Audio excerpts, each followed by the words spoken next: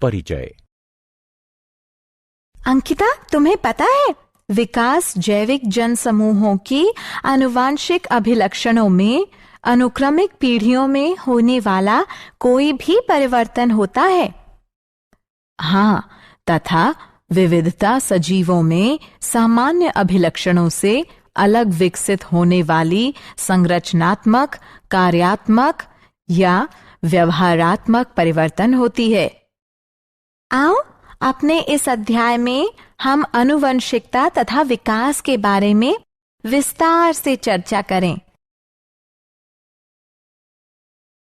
उद्देश्य। इस पाठ के अंत में आप निम्न करने में सक्षम हो जाएंगे: विकास को परिभाषित करना, जीवन का उद्गम समझना, उपार्जित तथा वंशानुगत लक्षणों को पहचानना, जाति उद्भवन समझना, विकास तथा वर्गीकरण को समझना, अनुरेखण विकासात्मक संबंधों को समझना, जीवाश्म को पहचानना, विकास चरण को समझना, विकास तथा प्रगति में अंतर पहचानना और मानव विकास की प्रक्रिया समझना।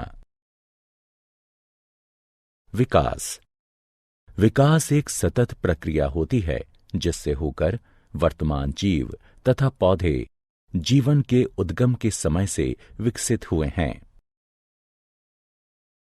विविधता। जैसा कि हम पहले चर्चा कर चुके हैं कि विविधता सजीवों में सामान्य अभिलक्षणों से अलग विकसित संरचनात्मक, कार्यात्मक एवं व्यवहारात्मक परिवर्तन होती है। विविधताओं का उद्गम तथा संचयन आवश्यक होता है क्योंकि ये विकास के लिए कच्चा पदार्थ प्रदान करती हैं।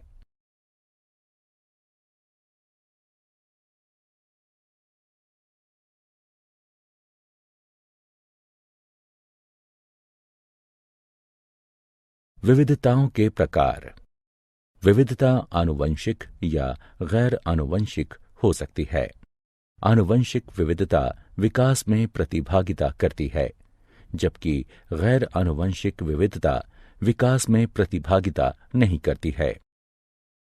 कोशिकाओं की प्रवृत्ति के आधार पर जहां ये विविधता उत्पन्न होती है, दो प्रकार की विविधताएं होती हैं: सोमेटोजेनिक विविधता या उपार्जित लक्षण, भ्रूणीय या ब्लास्टोजेनिक विविधता।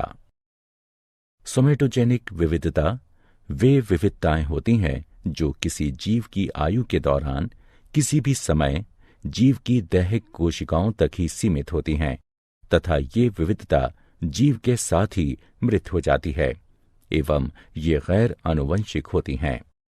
ऐसी विविधताएं जीवों के जीन में पाई जाती हैं। ये या तो पहले से ही उनके पूर्वजों में उपस्थित होती हैं या समय के साथ उत्पन्न हो सकती हैं। ये विविधताएं आनुवंशिक होती हैं तथा विकास के लिए कच्चे पदार्थ का निर्माण करती हैं।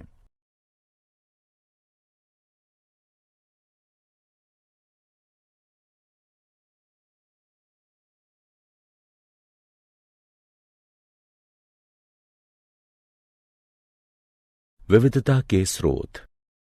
विविधता निम्न कारणों से होती है: उत्परिवर्तन, आनुवंशिक विचलन। उत्परिवर्तन एकाएक, वृहद तथा आनुवंशिक पदार्थ में होने वाला परिवर्तन है।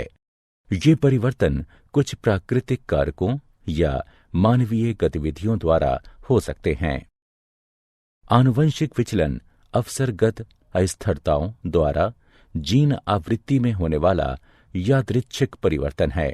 यह समष्टि के आकार के विपरीत अनुपात में होता है एवं इस प्रकार यह छोटी समष्टि में अधिक ग्राह्य है, जिनमें अंतःजनन की अधिक संभावना होती है तथा यह हानिकारक जीनों की होमोजाइगोसिटी की आवृत्ति में वृद्धि करती है। यह बिना किसी अनुकूलन के विविधता प्रदान करती है।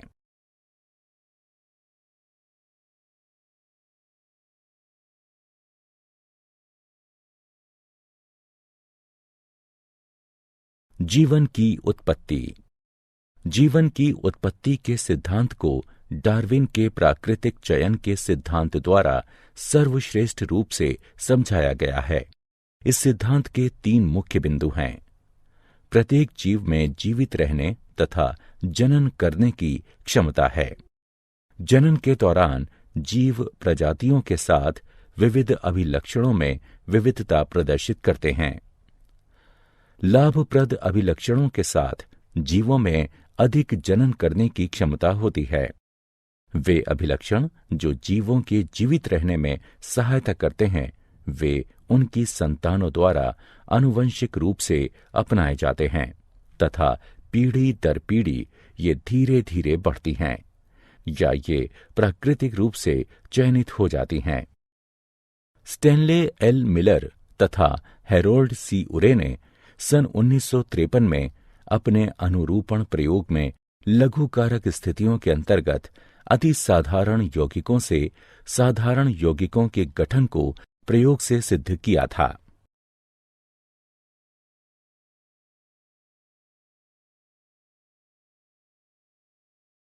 उपार्जित तथा वंशानुगत लक्षण।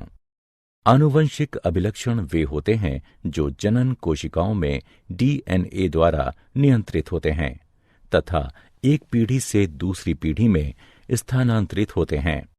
इन अभिलक्षणों में किसी भी परिवर्तन का परिणाम विविधता होती है।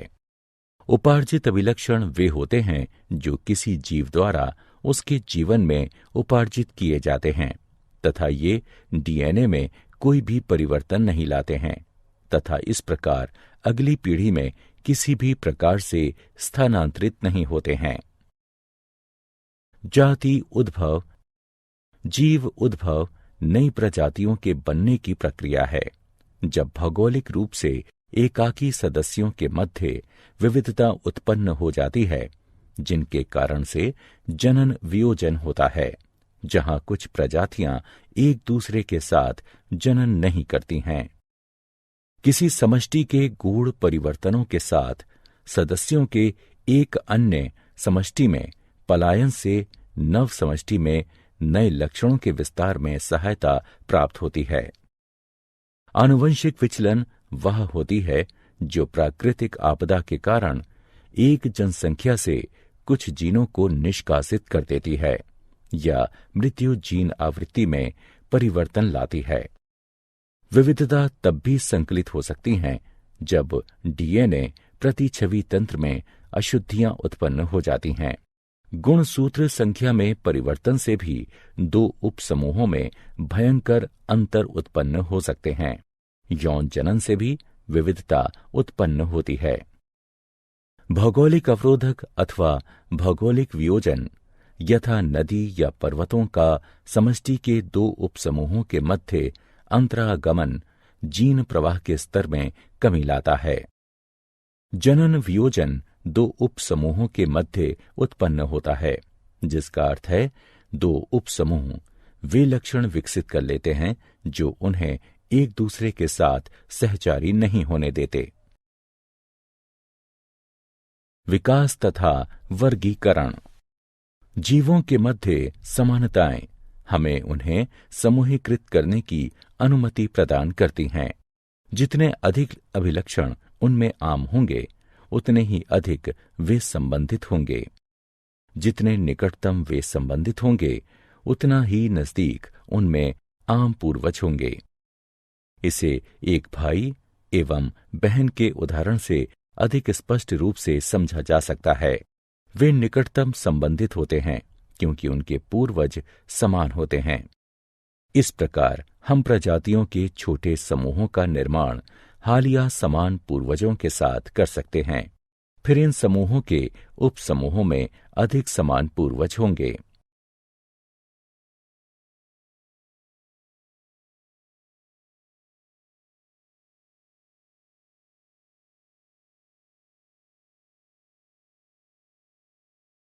विकासात्मक संबंधों का अनुरेखण।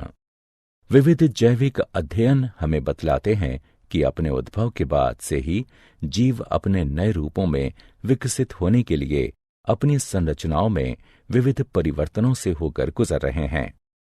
विभिन्न प्रकार के जीवों में कुछ समान प्रकार की विशिष्टताएं विकास के पक्ष में प्रमाण प्रस्तुत करती हैं, क्योंकि उन्हें एक समान पूर्वज से विकसित हुआ माना जा सकता है। कुछ महत्वपूर्ण स्रोत जो जैव विकास के लिए प्रमाण प्रस्तुत करते हैं वे हैं समजात अंग, समरूप अंग। समजात अंग वे अंग होते हैं जिनकी मूल संरचना समान होती है, लेकिन कार्य भिन्न होते हैं। उदाहरण, एक मेढक, पक्षी तथा पुरुष का अग्रबाहु। ये हड्डी की एक ही मूल संकल्पना पर निर्मित होते हैं, किंतु इनके कार्य भिन्न होते हैं, यथा कूदना, उड़ना तथा पकड़ना। समरूप अंग वे अंग होते हैं जिनकी मूल संरचना तो भिन्न होती है, किंतु उनके कार्य समान होते हैं।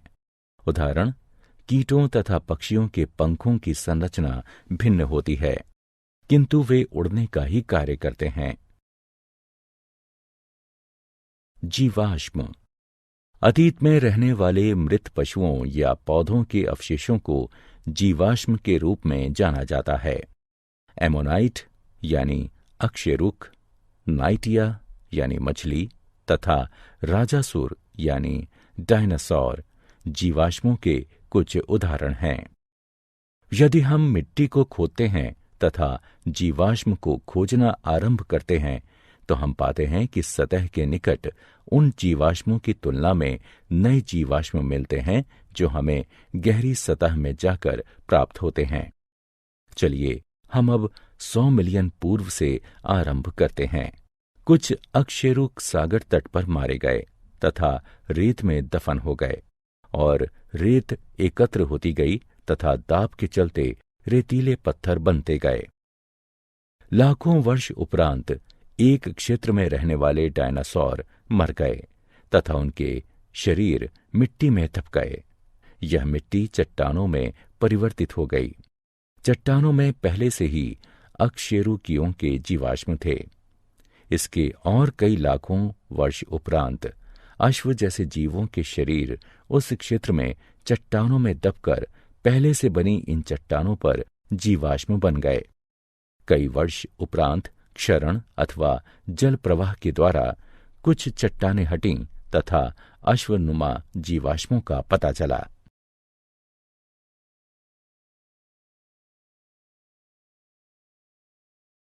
विकास चरण। एक परिवर्तन जो आरंभ में किसी गुण के लिए लाभकारी होता है, बाद में भिन्न कार्यों के लिए भी उपयोगी हो जाता है।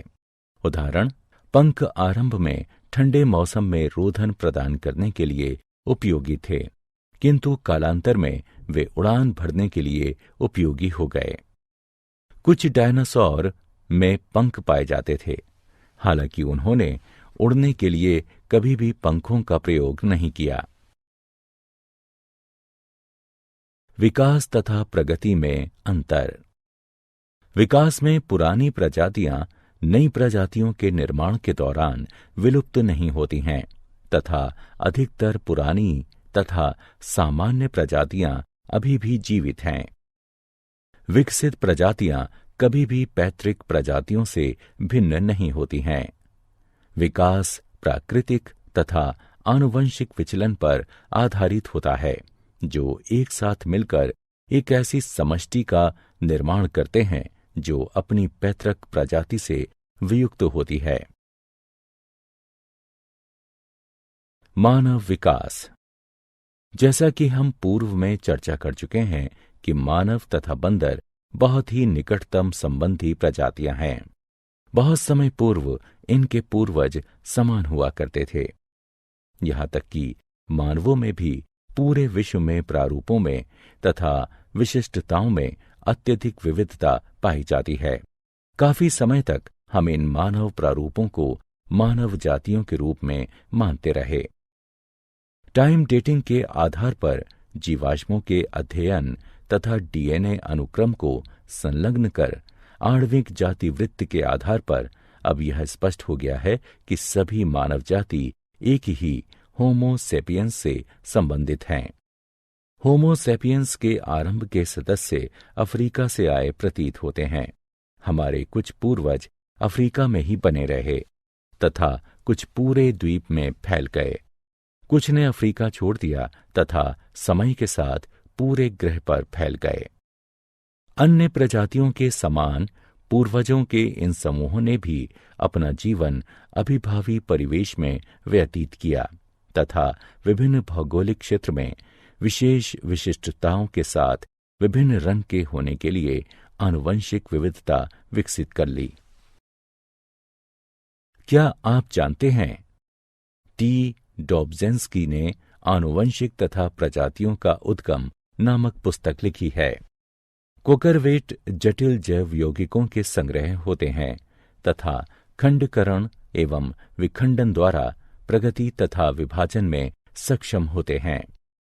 आरंभिक कोशिकाएं प्रवृत्ति में अवायवीय, प्रोकैरियोटिक तथा कीमो पर पोषित थीं। ए.आई. ओप्रिन ने जीवन की उत्पत्ति पुस्तक 1936 में लिखी। हर्बर्ट स्पेंसर ने विकास शब्द दिया। चार्ल्स डार्विन ने जैविक विकास के सिद्धांत का प्रस्ताव दिया, जो संशोधन के साथ वंशानुक्रम प्रतिपादित करता है।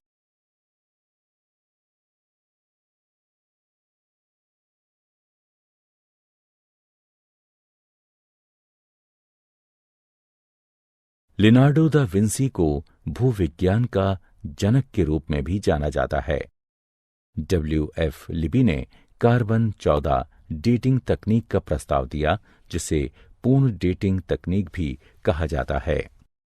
बोल्टवुड ने डेटिंग जीवाश्मों के लिए यूरेनियम आधारित पद्धति का सुझाव दिया। नेंडरथल मैन प्रथम सभ्य व्यक्ति था, जबकि क्रो-मैग्नन मैन को आधुनिक व्यक्ति का विलुप्त प्रतिनिधि माना जाता है। मानव को बंदरों से अधिक चिंपांजी के नजदीक माना जाता है, क्योंकि मानव तथा बंदरों के डीएनए के बीच में 10% का अंतर है। वहीं मानव तथा चिंपांजी के डीएनए में 2.5% का अंतर है।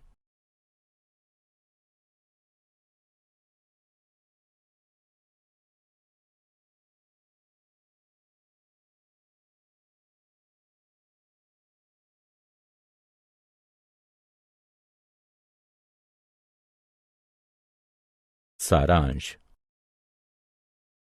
आइए हमने जो कुछ सीखा है उसे संक्षेप में दोहराएं। विविधताओं के मुख्य स्रोत हैं उत्परिवर्तन, जीनों का पुनर्संयोजन, आनुवंशिक विचलन आदि। उत्परिवर्तन आनुवंशिक पदार्थ में एकाएक वृहद तथा आनुवंशिक परिवर्तन होते हैं। उत्परिवर्तन एक विकासात्मक कारक के रूप में कार्य करता है तथा समष्टि में विविधताओं का निर्माण करता है एवं उसे बनाए रखता है। प्राकृतिक चयन विभिन्न जनन के माध्यम से संचालित होता है, जिसकी वजह से कुछ लाभकारी आनुवंशिक विविधताएं समष्टि के अधिक से अधिक सदस्यों के बीच फैल जाती हैं। यह उनकी जीन आवृत्ति में वृद्धि करती हैं। आनुवंशिक विचलन पैतृक आवृत्ति में यादृच्छिक परिवर्तन होता है, जो अचानक उतार चढ़ाव से उत्पन्न होता है। आनुवंशिक विचलन कुछ विशिष्टताओं की आवृत्ति में वृद्धि करता है, जिनमें कुछ उत्तरजीविता लाभदायक होते हैं।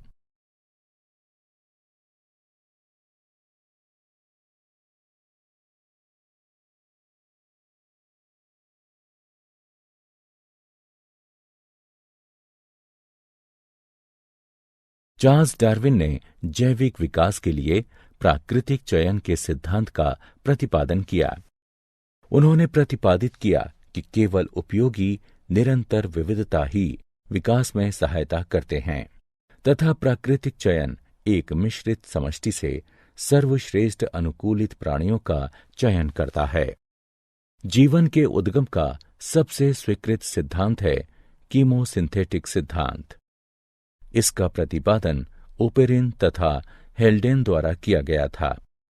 यह बताता है कि जल में प्राचीन जीवन की उत्पत्ति 4.2 बिलियन वर्ष पूर्व आदि काल में रासायनिक विकास द्वारा पृथ्वी के पर्यावरण में कमी के साथ हुई।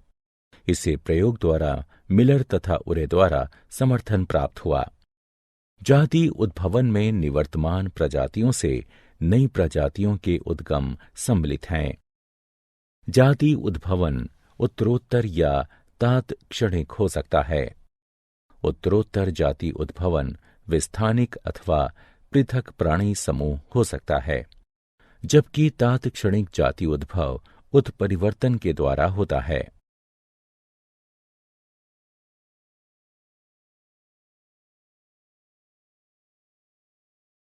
विकासात्मक संबंध जीवों के वर्गीकरण द्वारा अनुरेखित किए जा सकते हैं। समजात अंग वे अंग होते हैं जिनकी मूल संरचना समान होती है, लेकिन कार्य भिन्न होते हैं, जबकि समरूप अंग वे अंग होते हैं जिनकी मूल संरचना तो भिन्न होती है, किंतु उनके कार्य समान होते हैं। जीवाश्म वे अवशेष अथवा विलुप्त जीवों के कड़े अंगों की छवियां होती हैं जो तलछटी चट्टानों में संरक्षित की जाती हैं। ये विकास के लिखित दस्तावेज हैं। विकासात्मक संबंध कुछ अंतःकालीन चरणों द्वारा निर्धारित किए जाते हैं। उदाहरण, पंख वाले डायनासोर यह विचार प्रदान करते हैं कि पक्षी भी विशालकाय सरीसृप हुआ करते थे। एक समान पूर्वज कई असमान परिलक्षित संरचनाओं का विकास कर सकता है। उदाहरण, पत्ता गोभी, फूल गोभी, कोहला अरबी, काले, ब्रोकली आदि जंगली पत्ता गोभी के पौधे से। विकासात्मक संबंधों का निर्धारण आणविक वंशागति के आधार पर भी हो सकता है, विशेष तौर पर रक्त प्रोटीन तथा परिवर्तित डीएनए मात्रा। मानव विकास अफ्रीका से होना आरंभ हुआ तथा इसमें असंख्य मानव प्रकार सम्मिलित हैं, जैसे अफ्रीकी बंदर मानव, जावा बंदर मानव, पैकिंग मानव, क्रो मैग्नन मानव तथा आधुनिक मानव।